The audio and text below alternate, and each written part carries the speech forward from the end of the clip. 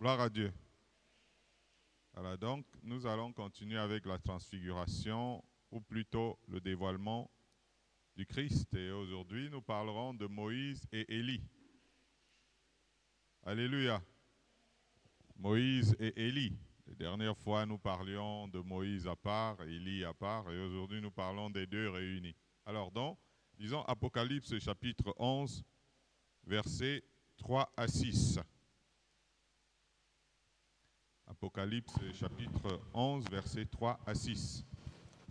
Il est écrit: Je donnerai à mes deux témoins le pouvoir de prophétiser, revêtus de sacs pendant 1260 jours. Ce sont les deux oliviers et les deux chandeliers qui se tiennent devant le Seigneur de la terre. Si quelqu'un veut leur faire du mal, du feu sort de leur bouche et dévore leurs ennemis. Et si quelqu'un veut leur faire du mal, il faut qu'il soit tué de cette manière. Ils ont le pouvoir de fermer le ciel afin qu'il ne tombe point de pluie pendant les jours de leur prophétie. Et ils ont le pouvoir de changer les eaux en sang et de frapper la terre de toute espèce de plaie chaque fois qu'ils le voudront. Amen. Amen. Gloire à Dieu. Alors, nous parlons là de Moïse et Élie. La description des deux témoins dans ce chapitre 11 de l'Apocalypse correspond à deux personnages de la Bible, tous deux prophètes, premièrement, dans cette première caractéristique. Secondement, ils sont revêtus de sacs. Le sac dans l'Ancien Testament, c'était le symbole du jeûne. Autrement dit, ce sont deux prophètes qui ont beaucoup jeûné dans leur mission, dans leur ministère. On parle de 1260 jours, c'est égal à 3 ans et demi, si on calcule bien, le temps que le prophète Élie avait annoncé la sécheresse en Israël, sous le roi Achab, si vous vous souvenez bien. 1260 jours, donc 3 ans et demi. Il est donc forcément l'un des deux témoins, puisqu'il était prophète, et il a même marché 40 jours et nuits sans manger ni boire. Les deux prophètes sont aussi des personnes qui se sont tenues devant le Seigneur, face à face, sur la montagne, puisqu'il est dit que les deux témoins se tiennent devant le Seigneur de la terre. Élie est celui des deux dont le feu sortait de la bouche pour dévorer ses ennemis. Dans 2 Rois au chapitre 1, on voit qu'il consuma par le feu du ciel deux régiments de 50 hommes chacun de l'armée du roi qui avait été envoyés contre lui. Élie a eu le pouvoir de fermer le ciel afin qu'il ne tombât pas de pluie 3 ans et demi durant, en guise de rappel.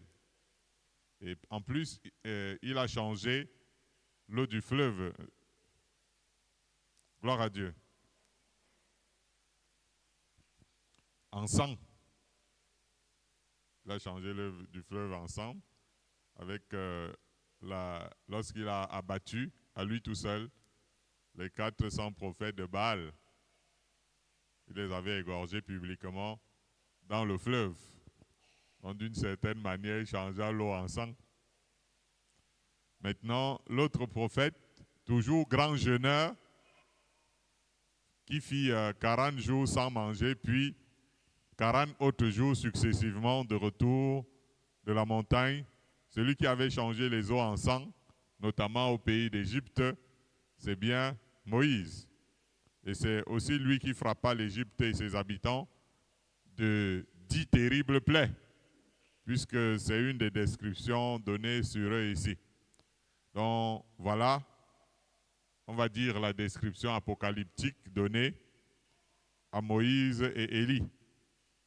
Les deux apparurent en compagnie de Jésus sur la montagne de la transfiguration, ou plutôt du dévoilement du Christ. Ensuite, Moïse et Élie disparurent de la montagne pour ne laisser que Jésus seul. Et on verra que Jésus a agi différemment d'eux. parce que d'après toutes les descriptions qu'on vient de donner ici, dans ce passage. Gloire à Dieu. Lisons premièrement Luc au chapitre 9, versets 51 à 56.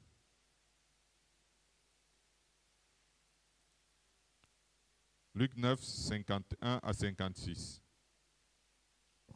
Luc 9, versets 51 à 56, il est écrit: Lorsque le temps où il devait être enlevé du monde approcha, Jésus prit la résolution de se rendre à Jérusalem. Il envoya devant lui des messagers qui se mirent en route et entrèrent dans un bourg des Samaritains pour lui préparer un logement.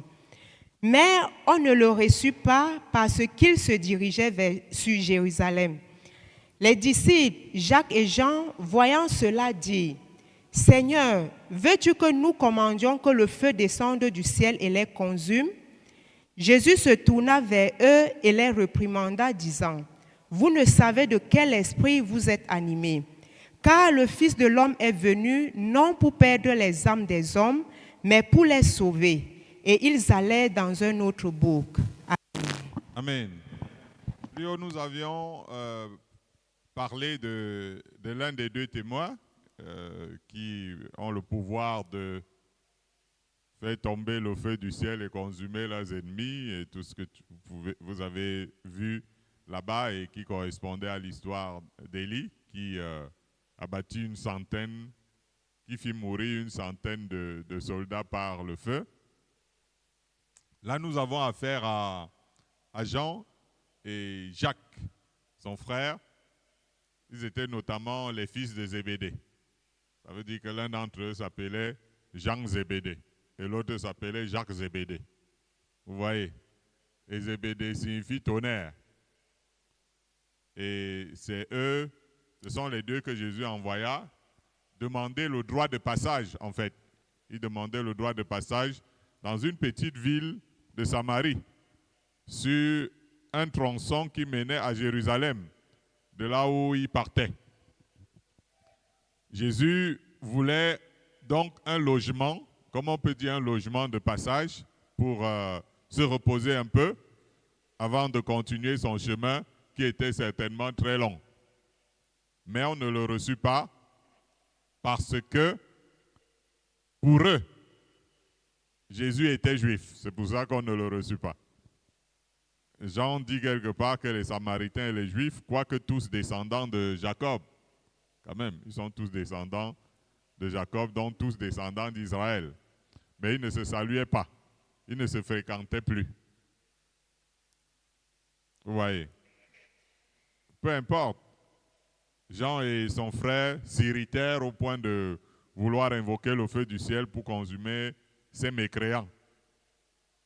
Jean et Jacques, fils de Zébédée, fils de tonnerre, vous vous rendez compte quand les gens ont un certain nom, ça agit dans leur vie. Et vous imaginez que c'était vraiment des gars tonitruants. Le ministère de Jésus fut forcément un ministère de vie transformée, parce que quand vous imaginez le tempérament de Jean, et quand vous lisez son épître, quand il était devenu ancien, vous vous rendez compte que c'était devenu une autre personne. Là où Élie avait dit, si je suis un homme de Dieu, que le feu descende du ciel et te consume toi et tes 50 hommes, Jésus, lui, il dit ici à ses disciples, vous ne savez de quel esprit vous êtes animés. Élie avait consumé 98 soldats parce que ceux-ci voulaient lui nuire. C'est ce qu'on dit, hein? C'est le bon français. Ils voulaient lui nuire. Mais Jésus refusa que l'on détruise les âmes de ces Samaritains méchants. Ces Samaritains qui étaient inimitiés contre lui. Vous voyez la différence. Il aurait pu dire, étant donné que je suis quand même le Fils de Dieu, et puis ça allait être facile pour lui que Jean et Jacques invoque le feu du ciel pour défendre quand même le Fils de Dieu en personne. Mais Jésus refusa que l'on détruise les âmes de ces Samaritains. Il affirme que le Fils de l'homme est venu non pour perdre les âmes des hommes, mais pour les sauver. Et là, c'est très important de savoir, nous qui sommes les enfants de Dieu, les chrétiens, de quel côté nous sommes. Animés par l'esprit qui animait Jean et Jacques, ou alors conduits par le Fils de Dieu. Le feu que Jésus est venu allumer sur la terre, c'est un feu nouveau, le feu du Saint-Esprit. Il nous le communique par le baptême de feu. Jésus est venu transformer ses serviteurs en des feux dévorants pour consumer non pas les hommes et les âmes, mais pour consumer le royaume des ténèbres. Alléluia. Vous voyez souvent les chrétiens, on va dire les Janus et les Jeannette. Quand quelqu'un les contrarie, le feu sur toi.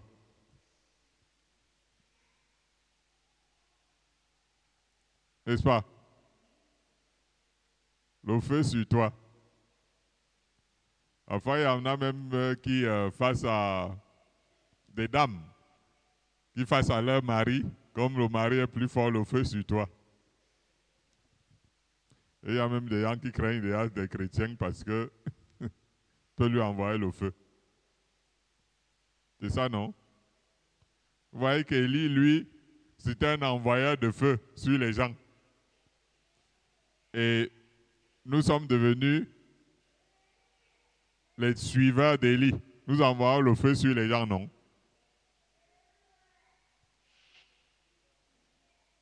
Et pourtant, Jésus, lui, il est venu aussi avec le feu. Hein? Mais ce feu-là, ce n'est pas contre les hommes, ce n'est pas contre les âmes. C'est contre le royaume des ténèbres. Et l'apôtre Paul, qui lui était devenu un disciple de Christ, le dit si bien.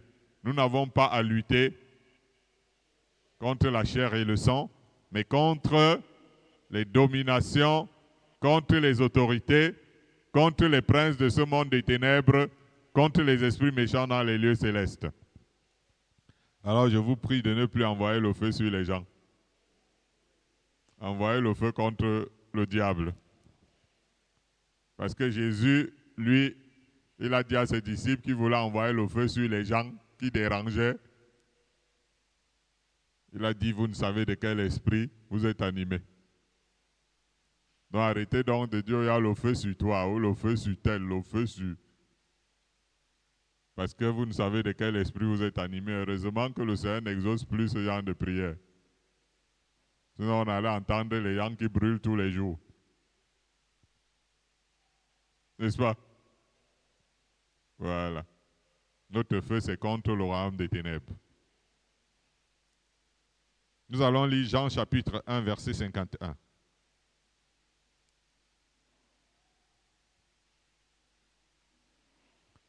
Nous sommes bien en train de parler de Moïse et d'Élie. Jean 1, 51. Jean 1, 51, il est écrit. Et il lui dit, en vérité, vous verrez désormais le ciel ouvert et les anges de Dieu monter et descendre sur le Fils de l'homme. Amen. Amen. Vous voyez bien que les deux d'en haut avaient le pouvoir de fermer le ciel. Et Élie l'a fait.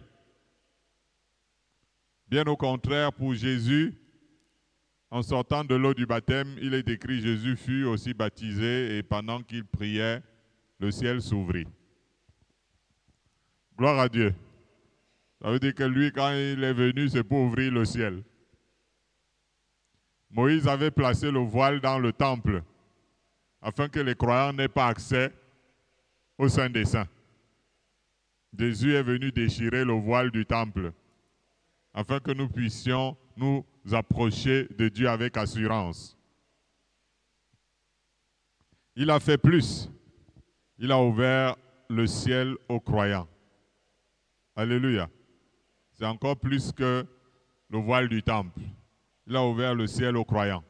C'est pourquoi il dit, vous verrez désormais le ciel ouvert. Nous venons quand même de lire le passage. En vérité, vous verrez désormais le ciel ouvert. Au Jourdain, le ciel s'est ouvert et le Saint-Esprit est descendu. C'est ce qu'il a prévu aussi. Répandre le Saint-Esprit sur toute chair, sur ses serviteurs et ses servantes, sur les jeunes gens et les vieillards. Plus haut, il dit que le ciel sera désormais ouvert. Et les anges de Dieu monteront et descendront sur le Fils de l'homme. Si Christ est en vous, le ministère des anges est actif dans votre vie en permanence. Parce que Jésus a dit, désormais, le ciel sera ouvert. Il est écrit dans Hébreux, vous vous êtes approchés de la montagne de Sion, de la cité du Dieu vivant, la Jérusalem céleste, des myriades qui forment le cœur des anges, de Jésus qui est le médiateur de la nouvelle alliance et du sang de l'aspersion qui parle mieux que celui d'Abel. Ça veut dire son propre sang et non le sang des animaux. Alléluia.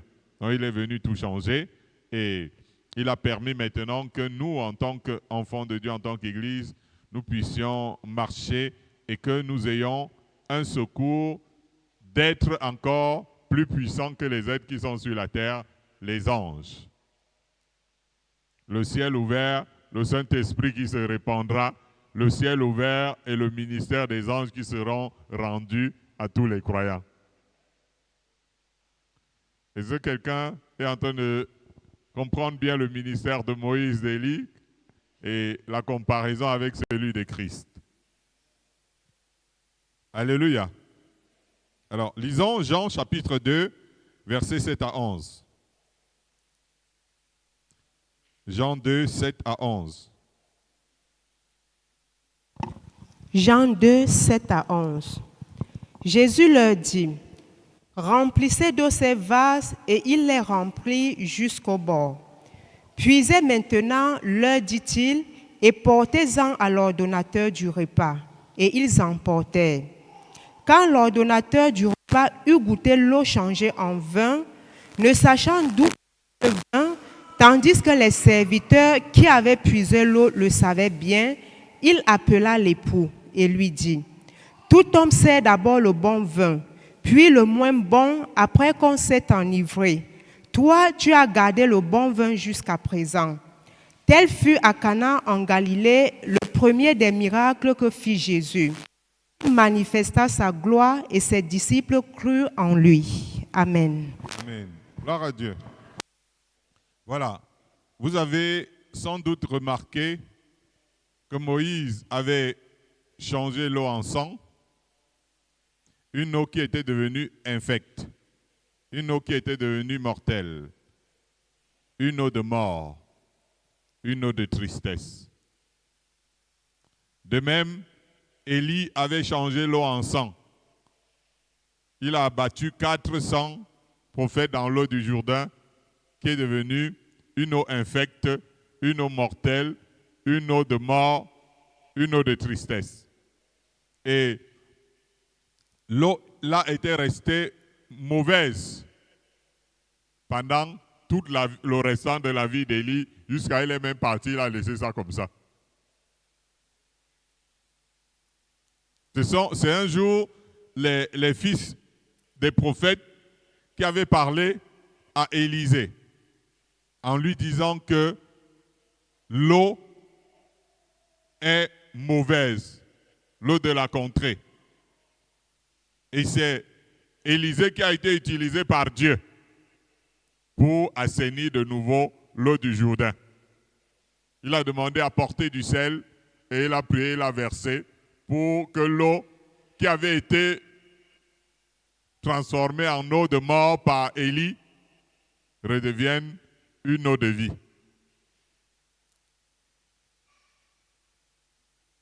Gloire à Dieu. Et je je ne vous dis pas pour l'Égypte, ça devait être compliqué. Jésus, lui, a changé l'eau aussi, mais en vin. Ça veut dire qu'il a fait de l'eau de joie. Il a changé l'eau non pas en vieux vin, mais en vin nouveau. Comme disait quelqu'un, le vin nouveau est meilleur. D'ailleurs, Jésus va jusqu'à dire que si quelqu'un boit son eau, il a la vie en lui-même. Non pas un sang, ça veut dire que Jésus ira jusqu'à parler même de son propre sang. Parce que l'eau qui avait été changée en sang par Moïse et Élie tuait. Le sang tuait. Et maintenant, Jésus, lui, va apporter même son propre sang, afin que celui qui boit de son sang ait la vie. Ça veut dire que son sang n'est pas infect et mortel, comme celui produit par Élie et Moïse, mais c'est un sang qui donne la vie. Nous pouvons remarquer que Jésus n'est pas venu terroriser et troubler les méchants. Parce que de toute façon, les actes que Moïse et Élie avaient posés, c'était contre les méchants. C'était contre les incrédules, contre les rebelles. Jésus, lui, n'est pas venu troubler les méchants, mais leur proposer la paix et la joie en lui. L'attitude que nous avons envers les méchants, nous devons toujours savoir si c'est une attitude semblable à celle de Moïse et Élie envers les méchants, ou c'est une attitude de Jésus envers les méchants. Ce vin nouveau est en réalité une figure du Saint-Esprit répandue sur les croyants le jour de la Pentecôte, où les ignorants s'imaginèrent qu'ils étaient ivres à cause des manifestations du Saint-Esprit. Ce vin nouveau nous amènera parfois à agir non pas selon la sagesse des hommes, mais selon la puissance de Dieu, qui est parfois une folie pour les hommes. Ainsi, en lieu et place de l'eau de mort, Jésus apporte l'eau de vie. Gloire à Dieu. Bien sûr que nous sommes en train de parler de Moïse et d'Élie. Hein? Alléluia. Lisons 1 Pierre 2, verset 24.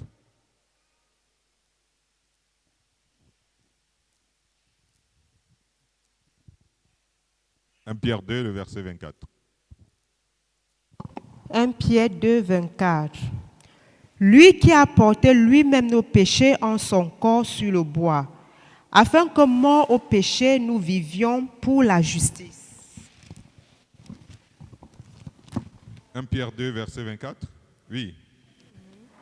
Et puis le verset suivant. C'est fini le verset 24? Non. Je reprends s'il vous plaît.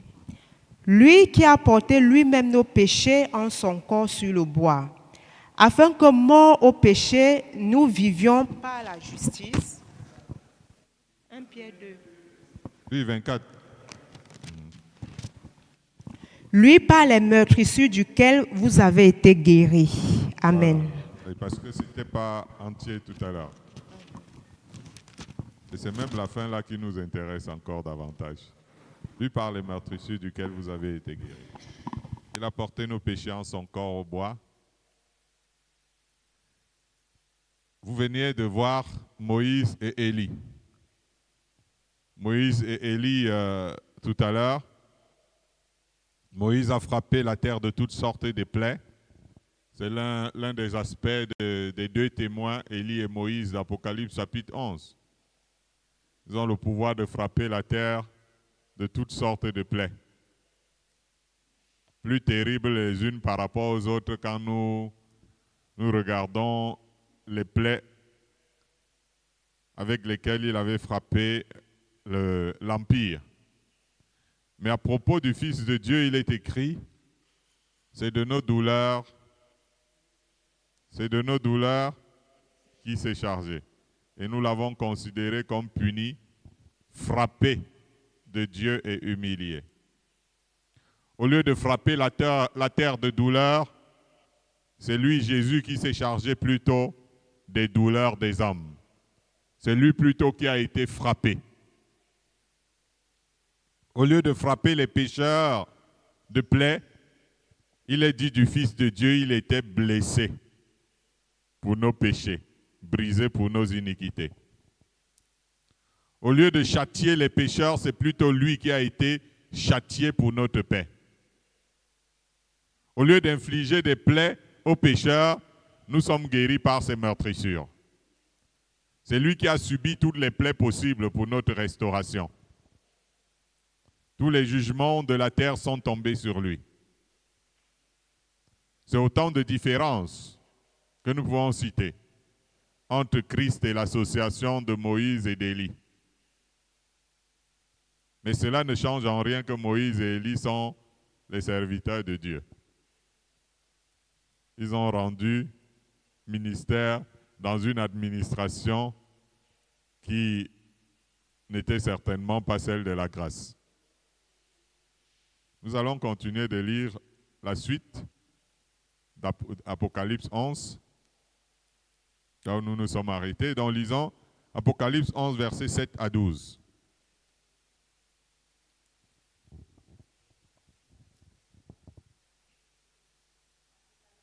« 7 à 12. Quand ils auront achevé leur témoignage, la bête qui monte de l'abîme leur fera la guerre, les vaincra et les tuera. Et leurs cadavres seront sur la place de la grande ville, qui est appelée dans un sens spirituel Sodome et Égypte, là même où leur Seigneur a été crucifié. Des hommes d'entre les peuples, les tribus, les langues et les nations verront leurs cadavres pendant 3 jours et demi, et ils ne permettront pas que leurs cadavres soient mis dans un sépulcre. Et à cause d'eux, les habitants de la terre se réjouiront et seront dans l'allégresse. Et ils s'enverront des présents les uns aux autres, parce que ces 2 prophètes ont tourmenté les habitants de la terre. Après les 3 jours et demi, un esprit de vie venant de Dieu entra en eux, et ils se tinrent sur leurs 2 pieds, et une grande crainte s'empara de ceux qui les voyaient. Amen. Je pense que ça finit par « et ils entendirent 12. Ils entendirent du ciel une voix qui leur disait « Montez ici ». Et ils montèrent au ciel dans la nuée, et leurs ennemis les virent. Amen. Gloire à Dieu. Évidemment, ces gens qui ont cette vision, étant déjà vieux, étant déjà très vieux, de Élie et Moïse. Ce qui veut dire que sa vision demeure futuriste. On dit ici que quand ça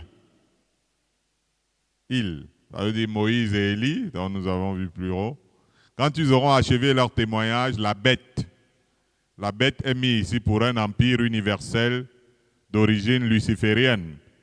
Ceux qui avaient écouté nos enseignements sur l'Apocalypse, parce que nous avons prêché sur l'Apocalypse, tout l'Apocalypse à la radio pendant des mois. Alors, vous pouvez remarquer que la bête est mise pour un empire d'origine luciférienne. C'est pour cela qu'on dit que la bête qui monte de l'abîme. Vous voyez? Donc, quoique ça représente un empire, mais ses origines sont lucifériennes.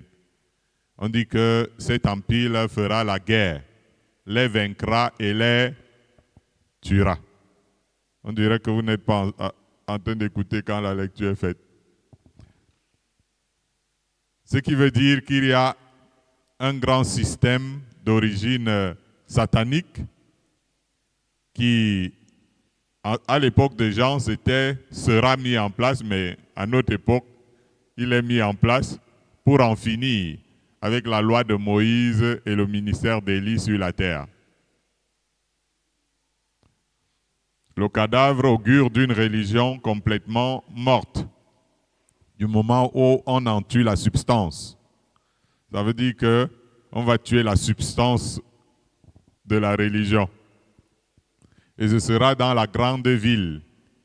La grande ville qui symbolise, si vous êtes un peu plus intelligent, l'autre jour on parlait de la ville, ça symbolise la modernité, les progrès les plus récents, la haute technologie, dont l'objectif sera de maintenir la religion morte.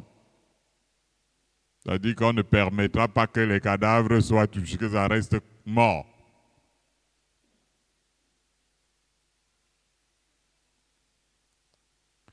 Comme dit Jude. Jude dit des gens de la fin qui seront sensuels, n'ayant pas l'esprit.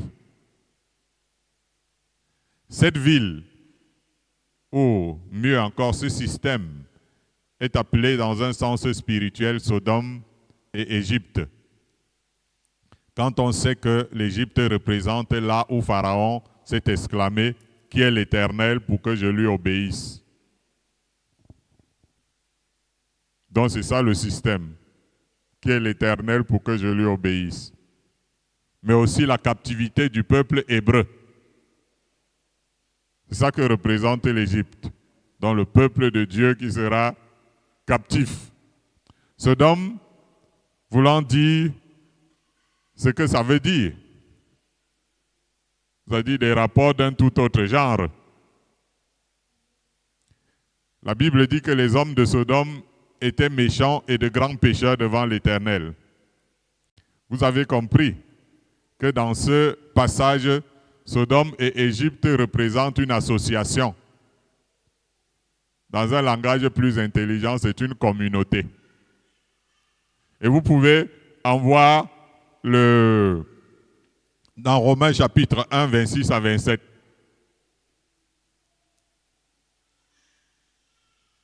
Une communauté. C'est eux qui crucifient de nouveau le Christ et qui tuent Moïse et Élie. Il y aura une cérémonie symbolique là-dessus, en ces temps de la fin. Dans certaines cérémonies, on commence déjà à voir les acteurs qui défient la loi de Dieu ouvertement. Mais dans le passage d'Apocalypse, on dit bien qu'il y aura une cérémonie symbolique pour tuer Moïse et Élie, pour crucifier de nouveau le Christ. Les hommes sans foi ni loi de la terre seront heureux de cette exécution, parce que la loi de Moïse et le ministère de repentance promulgué par Élie, par l'Élie qui devait venir, ne troubleront plus leur conscience. Alléluia. C'est dire donc qu'à la tête de ce mouvement, il y aura un chef impie. Puisqu'il faudra quelqu'un pour diriger ce genre d'opération. Daniel écrit, il prononcera des paroles contre le Très-Haut. Comme nous avons dit, l'Égypte, Pharaon, qui est l'Éternel. Il prononcera, dit Daniel, des paroles contre le Très-Haut. Il opprimera les saints du Très-Haut. Nous avons dit, Égypte, captivité du peuple.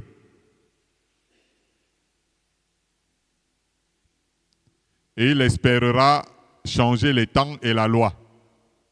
Et les saints seront livrés entre ses mains pendant un temps des temps et la moitié d'un temps. Le système et la communauté sont en place. C'est eux qui gèrent notre planète. Et puis, il y a quelqu'un qui empêche qu'ils fassent totalement, entièrement et complètement ce qui est prévu. C'est à cause de la présence du Saint-Esprit dans le monde que cet impie ne fait pas encore son entrée. Paul écrit, l'apparition de cet impie se fera par la puissance de Satan. Ça rejoint le passage d'Apocalypse que nous avons vu, la bête qui sort de l'abîme. Avec toutes sortes de miracles, de signes et de prodiges mensongers, avec toutes les séductions de l'iniquité pour ceux qui périssent, parce qu'ils n'ont pas reçu l'amour de la vérité pour être sauvés, dit Paul. Il continue en disant, aussi Dieu leur envoie un esprit d'égarement pour qu'ils croient au mensonge, afin que tous ceux qui n'ont pas cru à la vérité, mais qui ont pris plaisir à l'injustice soient condamnés. Gloire à Jésus. Mais après la seconde moitié de l'établissement du règne de la bête, il y aura une trompette qui va sonner, une résurrection des fidèles de Dieu.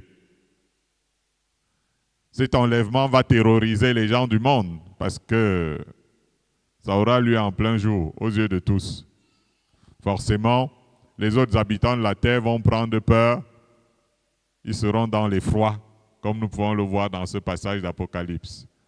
À propos du chef de cette série noire, Daniel écrit encore, « Puis viendra le jugement, et on lui ôtera sa domination qui sera détruite et anéantie pour jamais. » L'apôtre Paul, après avoir dit que cet impie paraîtra, il dit que cet impie que le Seigneur Jésus détruira par le souffle de sa bouche. Donc que ce soit Daniel ou l'apôtre Paul, ils disent que la fin sera terrible. Gloire à Dieu. Alors, nous sommes toujours en train de parler de Moïse et Élie. Et nous allons lire Matthieu chapitre 5, versets 17 à 20. Matthieu 5, 17 à 20. 17 à 20. Ne croyez pas que je sois venu pour abolir la loi ou les prophètes. Je suis venu non pour abolir, mais pour accomplir. Car je vous le dis en vérité, tant que le ciel et la terre ne passeront point, il ne disparaîtra pas de la loi un seul iota ou un seul trait de lettre jusqu'à ce que tout soit arrivé. Celui donc qui supprimera l'un de ses plus petits commandements et qu'il enseignera aux hommes à faire de même sera appelé le plus petit dans le royaume des cieux. Mais celui qui les observera et qui l'enseignera à les observer, celui-là sera appelé grand dans le royaume des cieux. Car je vous le dis, si votre justice ne suit pas celle des scribes et des pharisiens, vous n'entrerez point dans le royaume des cieux. Amen. Amen. Ce que nous venons de lire plus haut dans Apocalypse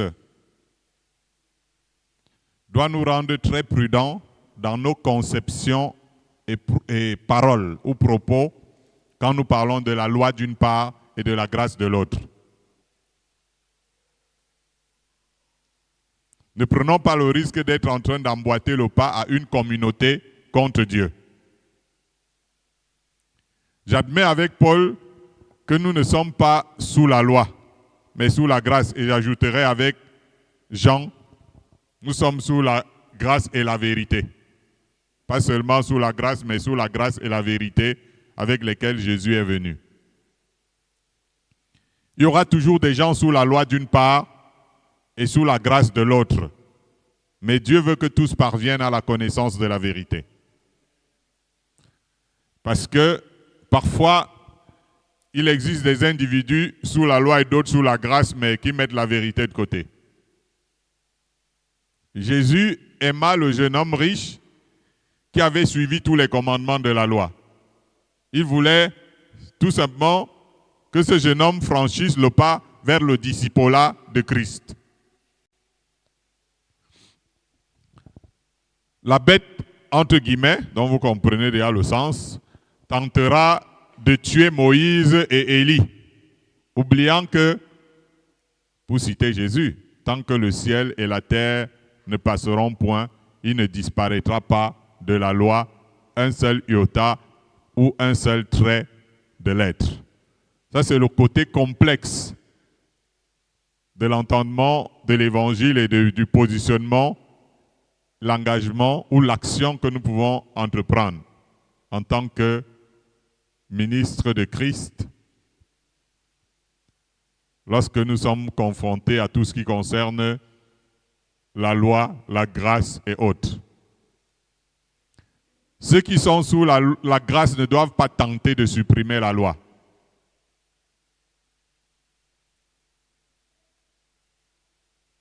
Jésus dit que celui qui supprime la loi sera appelé le plus petit. Et je m'en vais vous dire quelque chose. Paul a été destiné à amener les gens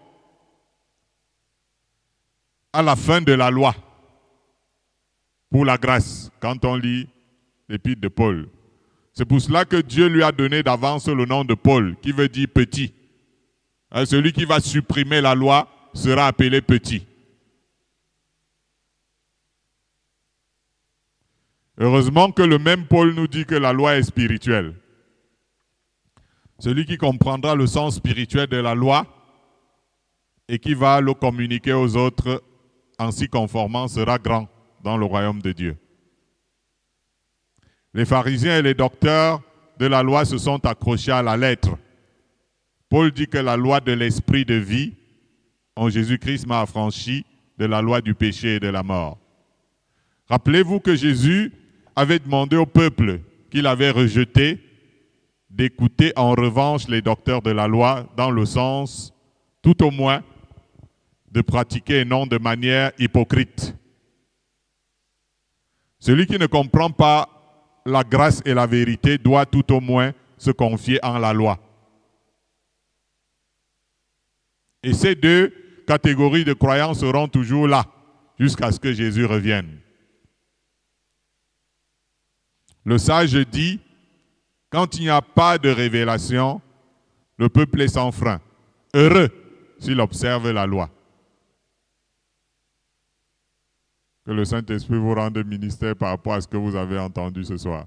Parce que c'est quelque chose de très haut niveau.